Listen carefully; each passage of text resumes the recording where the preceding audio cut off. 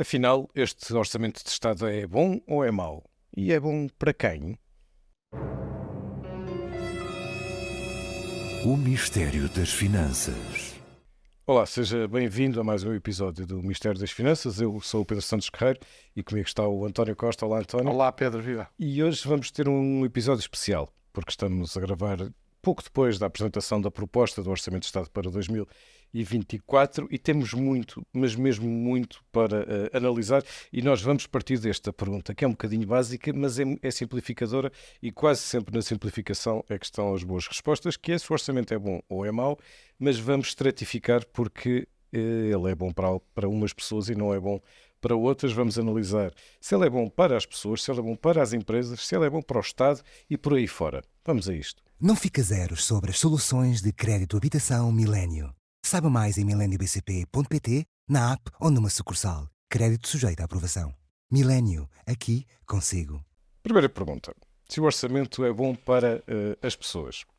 Aparentemente é, não é? Aparentemente. Bom, aparentemente, se nós virmos as notícias ou ouvirmos o discurso, a resposta é sim.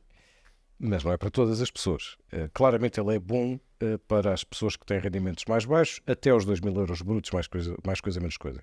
Porque aumenta o salário mínimo, e bastante, aumenta as pensões, na fórmula legal, aumenta os indexantes sociais, Aumenta a função pública. aumenta a função pública e baixa o IRS até ao quinto escalão, inclusive, ou seja, até aos tais 2.000 euros brutos, mais coisa, menos coisa.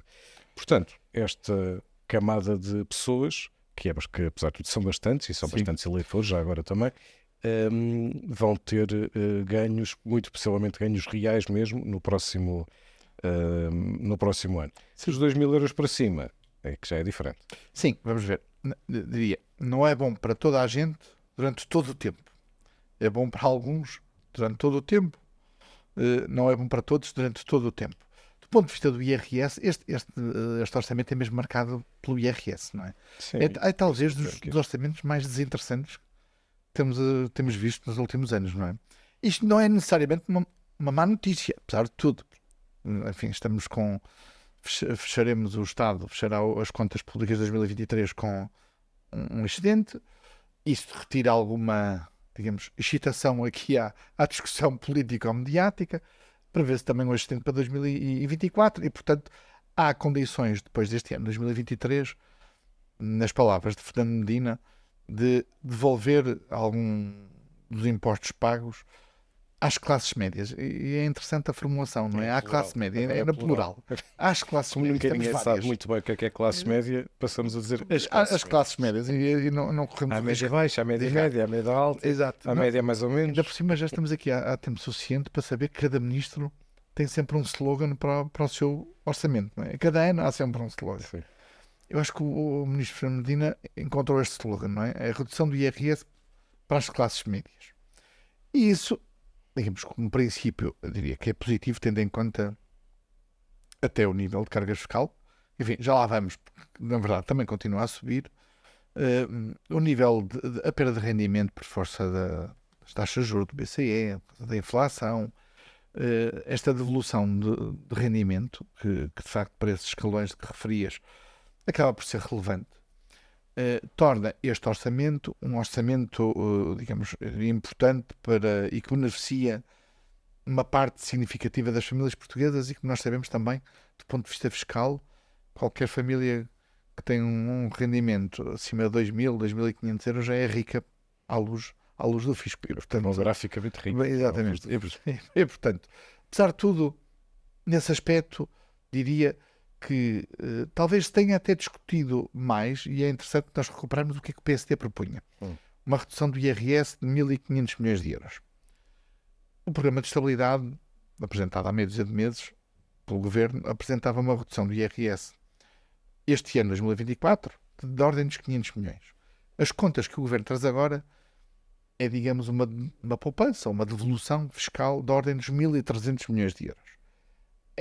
Enfim, Fernando Medina também está aqui a acrescentar um dado que não é irrelevante na soma, que é a atualização dos escalões à taxa de inflação, coisa que não aconteceu neste ano de 2023. Ora, as descidas das taxas e dos escalões com a atualização à taxa de inflação, digamos, completa estes 1.300 milhões de euros, que são, no fundo, pode-se traduzir de uma forma simples nisto.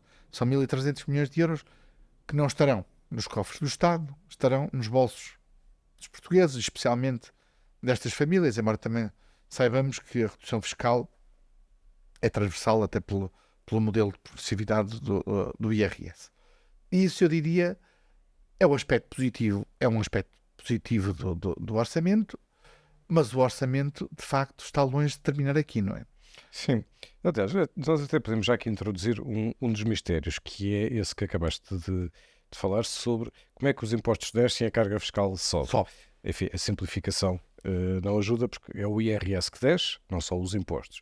E depois, mesmo quando olhamos para o IRS, a variação que está no orçamento, a evolução que está no orçamento, é de uma queda da receita em IRS, mas é uma queda inferior à volta de 0,5%. Sim, é marginal, digamos assim. Exato.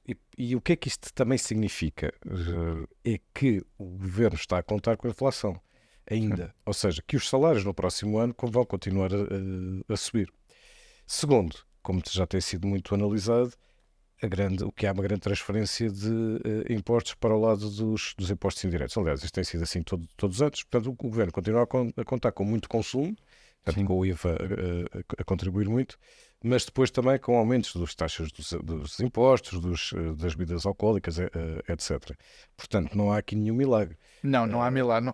Não. Parece uma quadratura do círculo, mas na verdade é mais fácil de explicar se tivermos em conta isso, não é? A carga fiscal sobe e ao contrário do que diz o Governo e o Ministro das Finanças, a carga fiscal mede-se com a contribuição dos descontos fiscais, digamos assim, impostos, e descontos para a Segurança Social, para impostos, se quisermos. Mas mesmo se analisarmos a subida da carga fiscal só de contribuições fiscais, digamos assim, ela também sobe. O peso dos impostos, apenas dos impostos, em função em percentagem da riqueza criada, isto é, do PIB, na economia também sobe, isto é, não é apenas o emprego por via das contribuições que ajuda e que explica este aumento da carga fiscal. Embora, é justo dizê-lo, de facto também estamos com um nível de emprego absolutamente extraordinário, quase 5 milhões de pessoas, não é? Pessoas, E portanto o Mário Centeno até dizia isso, não é? O Mário Centeno dizia, o emprego é, e o termo mercado de trabalho, é o DIC, ou a primeira peça do dominó. Para já é o DIC que permite que existe este milagre das rosas, que é o IRS a descer e a carga fiscal a subir. Mas repara que o governo conta que os salários subam, Sim. por isso o IRS, a variação não é tão grande, e conta que as pessoas basicamente gastem muito dinheiro que vão receber, que é para o IVA subir, não é? Sim. E é assim que se faz esta quadratura, enfim, não tem segredo nenhum. Mas se já vimos se é bom para as pessoas, vamos às empresas. António, tu consegues encontrar alguma medida para as empresas para se querer dar esta resposta? Depois de muito procurar, encontramos umas uma que são umas migalhas, uns incentivos ao investimento de capital próprio por troca com o recurso a financiamento bancário na capitalização das empresas. Enfim, haverá obviamente empresas e acionistas para quem essa solução até pode trazer algum ganho fiscal. É preciso que tenham capital. É preciso ter um capital e é preciso que em contrapartida possam até escolher entre o teu capital e poder ir à banca. O que também não é óbvio, tendo em conta os custos de financiamento que hoje têm, mas também podemos dizer, face aos custos de financiamento hoje no mercado, por via do aumento dos juros, que afeta obviamente o crédito à habitação, mas também afeta obviamente o crédito das empresas, um incentivo a que os acionistas, os donos das empresas, ponham o seu dinheiro tendo um benefício fiscal, diria que é uma solução interessante, alarga um bocadinho as condições em que isso era feito, que está feito no orçamento de 2023, mas basicamente termina e acaba aqui. O argumento do governo, entre um certo cinismo político, é de que, bem, mas as empresas vão beneficiar porque apesar de tudo as famílias vão ter mais rendimento, logo vão ter mais mercado para vender. Enfim, se fosse assim simples, estava tudo resolvido. Sim, não é simples. Este governo não está muito preocupado com Não, nunca esteve, e por isso é que eu, aliás, acho mesmo que Eu acho que a concertação social é obviamente um fator importante. Nós habituamos-nos nos 2 anos a... Mas isso é diferente, António, porque isso é agradar às confederações ou negociar Sim. com elas, não é exatamente a mesma coisa que pensar em mecanismos macroeconómicos ou Não. fiscais para as empresas. Ou de orientação ao O crescimento 15º, económico. exemplo, Ou o de 15º orientação ao salário. crescimento económico. Exato. Por exemplo, o 15º salário, aquela proposta da CIP, que o governo primeiro rejeitou e depois fez uma alteração dizendo que, bom, Também se é for uma possível. distribuição de lucro, que por acaso é uma solução bastante complexa, parece um bocado estranha. Se for uma distribuição de lucros, portanto, não um pagamento de despesas com pessoal, mas uma distribuição de lucros, Sim. e a empresa tiver dado aumentos superiores a 5%, então esse pagamento não é tributado. Não é tributado. É preciso que a empresa dê lucros, não é? Pronto. É preciso que a empresa dê lucros até um determinado nível proporcional. Ou seja, é um mecanismo um bocado complexo, Sim. que me parece que Sim, tens não é razão, feito a tens pensar razão. nas empresas, é feito a pensar na CIP. Sim. Ou seja, E não vamos chegou. aceitar o E não deles, chegou. rejeitaram, depois afinal deram ali uma volta, bom, nós rejeitamos, mas afinal aceitamos, mas tem que ser diferente. Mas um isto mecanismo leva-me a esse ponto, que é estranho. o governo, nestes 2 últimos anos, transferiu a discussão orçamental do Parlamento para a concertação. Com a maioria absoluta, percebeu que precisa- provavelmente é mais barato, digamos, a expressão é um bocado bruta, mas vou dizê-la ainda assim, comprar as confederações do que pagar, do que gostaria pagar aos partidos da oposição um certo apoio político, nomeadamente à esquerda. Ora, transferiu essa negociação e essa discussão à mesa do orçamento para a concertação. 3 confederações aceitaram. A CIP, surpreendentemente, não aceitou. E eu acho que tem uma virtude, porque, na verdade, o que nós vimos nesse acordo de concertação, que no fundo foi uma espécie de antecâmara do Orçamento de Estado, muitas daquelas medidas depois apareceram na proposta de orçamento, foi uma espécie quase de pedido de desculpa dos presidentes das confederações a assinarem e a dizerem: nós estamos a assinar, mas pedimos desculpa por estar a assinar porque isto não é suficiente. Mas ainda assim, se formos analisar medida a medida, como tu dizias e bem, há medidas para cada uma das confederações. Para a CIP, houve essa transformação dessa medida. Eu creio que a CIP fez bem, porque isso vai obrigar a uma reflexão sobre este modelo. Na verdade, também se conclui, para as empresas, diria, traz pouco ou nada. Não é propriamente uma grande novidade, porque este é o 8º orçamento e é provavelmente o 8º orçamento em que não traz nada para as empresas. Certo. Olhamos para a terceira, que é, já vimos pessoas, já vimos empresas, vamos ver o Estado. Se o orçamento é bom para o Estado, e aqui ao falarmos em Estado, estamos de facto a falar das contas públicas. Sim. Estamos a falar de déficits, dívidas, enfim, de cenários, de macro, etc. Mas sobretudo os 2 grandes critérios são sempre o do déficit, o da dívida, a análise da receita, a análise da despesa. E sobre isto, António, ele é bom e é mau. Ou seja, para quem se preocupa com a dívida pública, que é o meu caso, eu sou muito obcecado com a dívida desde sempre, portanto, Partilhamos essa visão. pronto, podem É me bom. acusar já há muitos anos de estar demasiado preocupado com a dívida, mas em coerência com isso, a redução da dívida pública, ela é, de alguma maneira, até surpreendente, porque isto, como sabemos, este discurso normalmente é mais da direita do que da esquerda, mas o PS claramente tem seguido uma troika se ela existisse, Sim. no que diz respeito à redução da Eu diria dívida. quase que Medina ultrapassa até Centeno pela direita, não é? E Fernando nível, Medina nesta definiu, dimensão. ele quando tomou posse como Ministro das Finanças, ele definiu isso como uma bandeira que seria a dele, que era tirar Portugal do pódio dos 3 piores. Sim. E o argumento que ele explicou naquela altura foi tirar basicamente o radar. Porque se houver uma crise financeira, se os investidores deixarem de financiar da mesma forma as dívidas soberanas, se as coisas correrem mal, o primeiro é sempre Itália, ou melhor, no top está sempre a Grécia, Itália e Portugal. Portanto, vamos tirar Portugal daqui e isso está a acontecer. Sim. E isso mete-se numa coisa muito importante, Pedro, que é o spread da dívida face à Alemanha. Nós temos hoje spreads mais positivos, por exemplo, inferiores aos spreads de Espanha, por exemplo, face à Alemanha. O que é extraordinário, tendo em conta a dimensão da nossa economia. E isso tem um fator que é muito positivo, e tem positivo no curto prazo, pelo risco.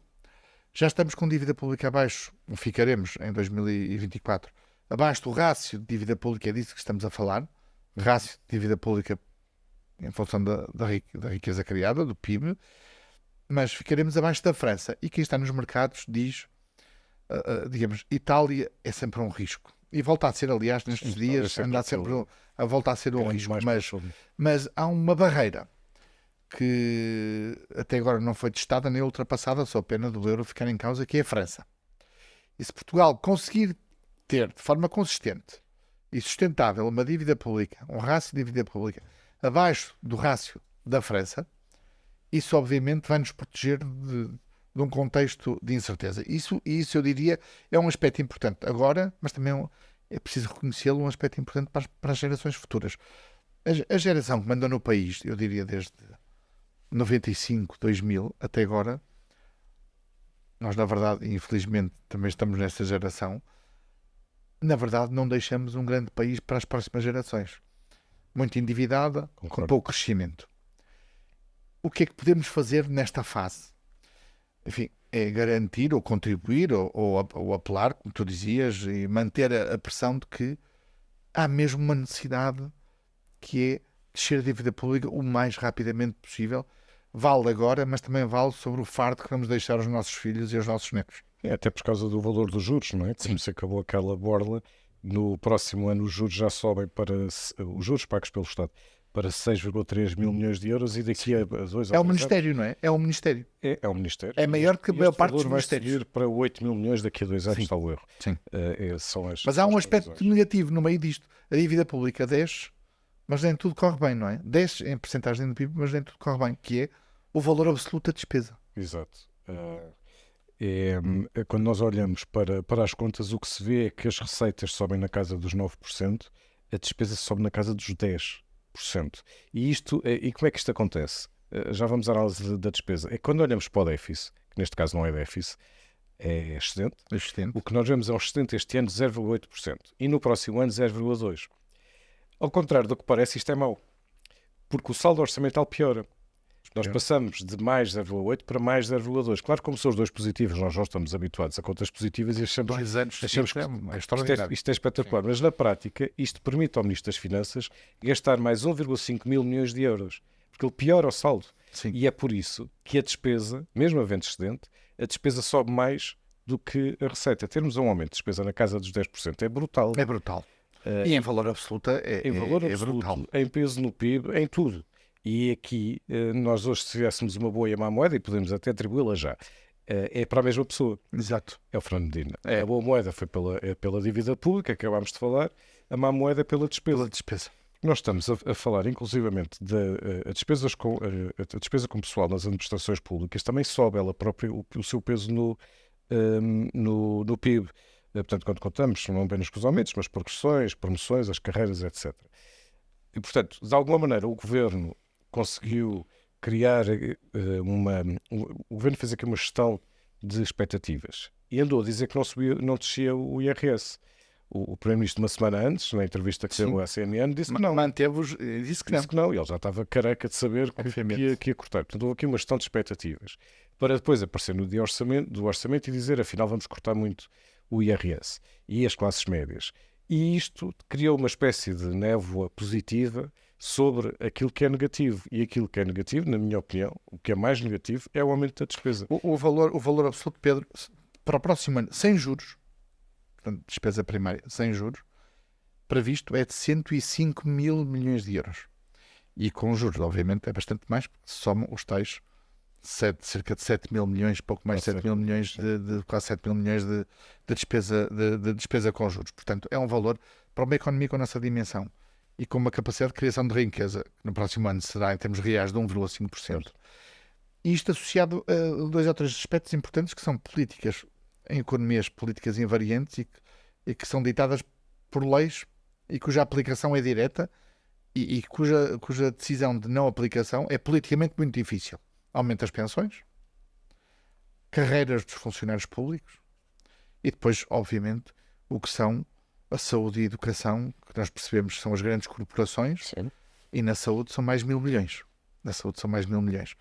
E, portanto, a dinâmica, nomeadamente das pensões e da função pública, mais funcionários públicos e os automatismos na promoção e progressão nas carreiras, fazem com que estas 2 dimensões sejam imparáveis e, aparentemente, o que nos perguntamos é quanto é que é possível travar isto, não é? Sob pena de... Porque a base, podemos dizer, em 2025 a inflação vai ser mais baixa, portanto os aumentos de pensões vão ser mais baixos. Mas, no entretanto, foram acrescentados 2 mil milhões de euros à despesa. Exato. São as pensões de 2024. Para os pensionistas, com a inflação que tivemos, obviamente, mas se calhar justificava-se aumentos de pensões transversais para toda a gente, para todos os pensionistas. Exato. Lembra-te o que é que foi? Em Espanha, os aumentos das pensões vão ser na casa dos 4%, por exemplo. Lembra-te o que foi a discussão do ano passado das pensões? O governo, naquela altura, tentou um truque, quer dizer, o Primeiro-Ministro sempre disse que não havia truque nenhum, mas tentou ali um truque, que era um aumento, pagava-se meia pensão e depois o resto... Noutra solução, para o efeito base ser menor. Exato. Basicamente para que no futuro houvesse um aumento menor e o governo disse uma coisa que fazia sentido. Disse que era preciso mudar a fórmula de cálculo, porque a fórmula de cálculo estava prevista para períodos de baixa inflação, não se aplicava a períodos de inflação elevada. A pressão pública foi tão grande que o governo depois acabou por dar o aumento na totalidade aos pensionistas. Eles acabaram até por ser mais aumentados, sem receber a tal meia pensão, e o efeito base subiu e este ano nem houve discussão. Não, para os pensionistas é tudo. Eu acho que António Costa teve aquele momento Pedro Passos Coelho, não é? Que é mexer nas pensões, se calhar é má ideia. Exato. Mas lembra-te como é que passámos de uma preocupação que o governo tinha há um ano, que era nós não podemos travarmos dessa dinâmica, este aumento de despesa pública tão grande, de despesa da segurança social tão grande. Para este ano nem se fala do assunto. Mas adiante, já vimos pessoas, empresas, Estado e para a economia, António. Olha, o orçamento é bom. Para a economia, não, eu não acho que seja bom por uma razão. Eu, aliás, parece-me que, dizia há pouco, o Fernando Medina ultrapassou Mário Centeno pela direita, porque é sobretudo o Ministro do Orçamento e pouco ou nada Ministro da Economia. O que é que Fernando Medina fez neste orçamento? Enfim, o Governo e Fernando Medina como Ministro das Finanças. No fundo, percebendo que o contexto internacional é muito fraco, voltou-se para o consumo interno, para o consumo das famílias, sobretudo, investimento público, veremos, as promessas várias dos últimos anos, enfim, não nos fazem-nos temer o pior, mas sobretudo para rendimentos, e é a procura interna, e sobretudo o consumo das famílias, que vai suportar este crescimento medíocre da economia. Ora, isto é bom. Enfim, andamos há muitos anos a ouvir dizer que uma economia deve crescer com investimento, com exportações, e o resultado disso traz consumo, traz riqueza, traz condições de consumo. A economia em 2024, nós estamos de tal forma na discussão do IRS que isto tem passado um pouco ao lado. É o perfil económico que nos estão a dizer que é o adequado para a economia portuguesa em 2024 é o consumo a suportar. Voltamos ao consumo, é isso que é desejável para a economia. Podemos dizer, é um ano. Aliás, basta ver os incentivos à poupança. Sim. Quais são? Exatamente. Procuramos aquelas 400 páginas e não existe nenhum incentivo à poupança. É para gastar. É para gastar. O governo não quer que se poupe. É mesmo isso. É mesmo para gastar e para suportar, mesmo assim, um crescimento medíocre, que é este. Ora, podemos admitir que isto é digamos, num jargão também orçamental, um orçamento contracíclico, ok, anticíclico, a economia internacional está a abrandar, vamos criar aqui condições, mas a verdade é que nós não estamos nesse momento, a economia portuguesa não está nesse momento e, portanto, vai suportar o crescimento económico com consumo, veremos até o impacto que isso tem nas importações, e normalmente quando há mais consumo, há mais importações, porque nós obviamente não produzimos muito, não haverá exportações, ou haverá muito poucos de exportações, e isso vai trazer um perfil de crescimento económico que é exatamente o contrário do que e bem, nos andam a vender, pelo menos desde a Troika, que é o perfil de consumo da economia portuguesa. Da Troika, que foi em consumo, em endividamento, levou-nos a bater contra a parede. Mudamos o perfil. 2024 vai ser uma espécie de um interregno disto. Veremos como é que se isto se prolonga, ou se é apenas um ano, talvez para responder precisamente à nossa última pergunta, que é, e afinal este orçamento é bom para o Governo? Eu não tenho dúvida. Acho que o orçamento é ótimo para o Governo. E é ótimo para o Governo por duas razões. Primeiro, ele permite uma comunicação /propaganda de estamos a dar dinheiro aos portugueses. lá está, sobretudo o IRS, mas não só. Quando começamos a somar todos os beneficiários Sim. e vemos, sabe, medidas como o abono de família, o aumento do abono de família é 1.100.000 pessoas que estamos a falar. Quando falamos dos pensionistas, quando falamos do salário mínimo, no próximo ano vamos ter 1 milhão de pessoas, foi o Primeiro-Ministro, foi o Ministro das Finanças que disse isto, vamos ter cerca de 1 milhão de pessoas a receber o salário mínimo em Portugal, portanto 1 em cada 5. E já muito próximo do salário médio. E já muito próximo do salário médio, exatamente. Portanto, quando somamos tudo isto, todos aqueles que beneficiam de uma São muitos segmentos eleitorais, não é?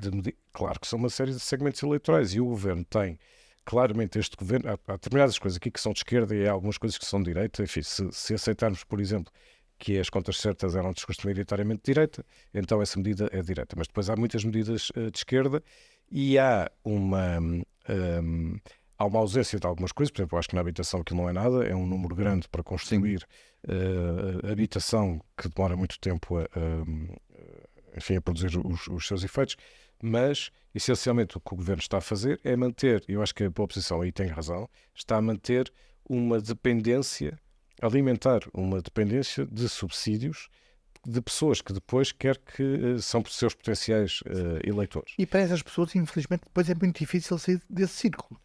É claro. Sair dessa dependência do Estado, dos subsídios, dos apoios. Eu dou um exemplo. Por exemplo, eu sou tenho sido sempre a favor do aumento do salário mínimo. Portanto, eu não estou a contestar isso. Mas dou um exemplo. Quando o governo diz, a páginas tantas, nós acabámos com o IVA zero e trocámos esse efeito por vamos alocar isso a cerca de 1,5 milhão de pessoas, são 7 euros, salvo erro, por São 7 euros mesmo. Que são os beneficiários do RSI, do Abono de Família, do CSI, etc. famílias mais vulneráveis, no fundo. Pronto, não é? portanto, transferiram e explicaram porque o IVA zero beneficia toda a gente e assim estamos a beneficiar só aqueles que mais precisam. Este discurso Porquê que faz fizeram sentido, isso? mas e não é só isso, mas este discurso fazendo sentido pode no limite ser justificar que nenhum imposto vai descer em Portugal.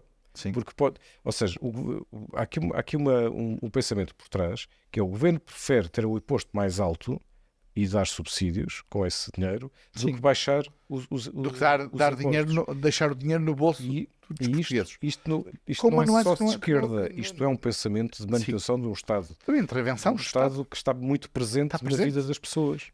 Por acaso é interessante que a Economist desta semana fazia precisamente uma análise a uma espécie de regresso de um welfare que torna muito difícil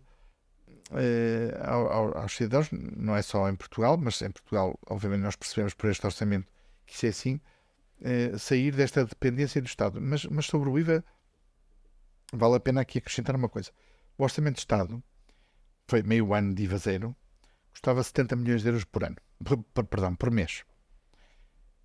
Esta redistribuição de 7 euros, que no fundo a conta foi simples, foi a divisão do valor que estava no IVA zero pelo número de pessoas, deu 7 euros, e depois concentrar esse dinheiro nos mais vulneráveis dá uma despesa de 100 milhões de euros todo o ano.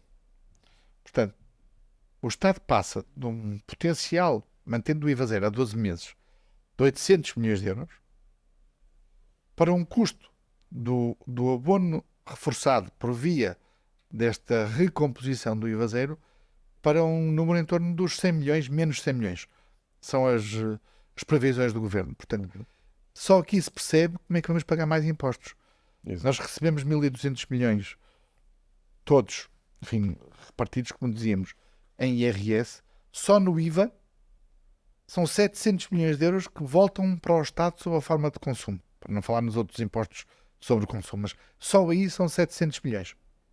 O que mostra o quê? De facto, que, como dizias bem, o governo prefere esta intervenção de subsidiação, que cria dependência, tira liberdade e, obviamente, isso podemos concluir, garante que este orçamento, de facto, sendo bom para umas pessoas, mau para as empresas, bom e mau para o Estado, diria mau para a economia, é sobretudo e especialmente muito bom para o governo, não é? E até porque o governo, repara, como o governo fez uma coisa que é esvaziar o discurso da oposição. Sim. A direita tem muito pouca criatividade. Se está sempre a falar em impostos, parece que não sabe falar mais nada. E como é muito pouco criativa e só fala de impostos, o governo baixou o IRS e, portanto, eles agora dizem o quê? É o pipi, é o cocó, é sei lá o quê, sim, mas sim. ficaram sem alternativa de discurso. ficaram sem discurso. Sim. E à esquerda, com aumentos de pensões, com aumentos de salário mínimo, etc., também, claro que depois dos dois lados dizem que é pouco. Sim. Mas de alguma maneira, o Primeiro-Ministro, uma grande maneira, o Primeiro-Ministro esvaziou o discurso da oposição. E eu concordo com o que dizias há pouco, que o Primeiro-Ministro, na prática, também não está muito preocupado com a oposição. Como não está muito preocupado com o Presidente da República, e está de facto focado mais no Consenso na político concertação. em sede de concertação.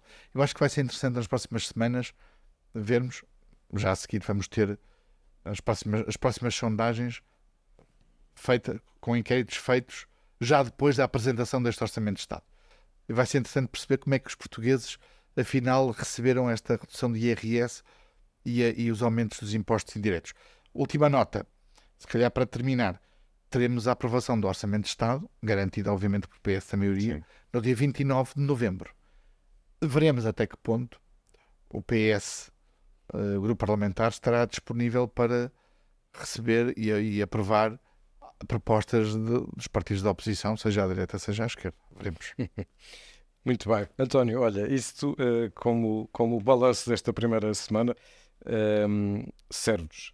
Temos mais para analisar. Temos que falar do investimento ainda, temos que falar do PRR, temos que falar da TAP, temos que falar da EFASEC. Vamos continuar nas próximas semanas a analisar, porque este orçamento tem muitas medidas. Para já, acabamos neste. É bom para as pessoas, até os 2.000 euros por mês. Não é bom nem mau para as empresas, basicamente não tem medidas para as empresas. É bom e mau para o Estado, não é bom para a economia, mas é excelente para o Governo. Exato. António, vemos na próxima semana. Um abraço, Pedro. O mistério das finanças. Não fica zeros sobre as soluções de crédito habitação Milênio. Saiba mais em mileniobcp.pt, na app ou numa sucursal. Crédito sujeito à aprovação. Milênio, aqui consigo.